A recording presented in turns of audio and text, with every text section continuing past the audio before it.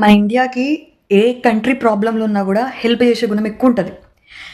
Even 2023 Feb 6th అనుకుంటా టర్కీలో పెద్ద భూకంపం వచ్చింది. ఎర్త్క్వేక్, బీభత్సమైన ఎర్త్క్వేక్ వచ్చేసి ఒక 50,000 ప్లస్ పీపుల్ చనిపోయినారు అక్కడ.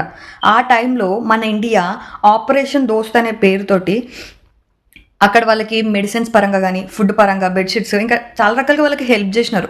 చాలా అంటే చాలా రకాలుగా హెల్ప్ చేసినారు. బట్ ఆ విశ్వాసం అనేది వాళ్ళకి లేదు. మే 7th అండ్ 8th మధ్యలో నైట్ మనం పడుకొని ఆ రోజు తెల్లారి మనం లేచినామంటే అదంతా ఇండియన్ సోల్జర్స్ దయానే అనుకోవాలి చెప్పాలంటే. ఎందుకంటే ఆ రోజు రాత్రి వాళ్ళు 400+ డ్రోన్స్ని వితిన్ 200 minutesలో ఇండియా మీదకి వదిలేసేసారు. ఆ డ్రోన్స్ మన ఇండియన్ ఆర్మీ చాలా వరకు కవర్ చేయగలిగింది. కొన్ని ప్లేసెస్లో కవర్ చేయలేకపోయినారు, కొంచెం హామ్ అనేది అయితే జరిగింది.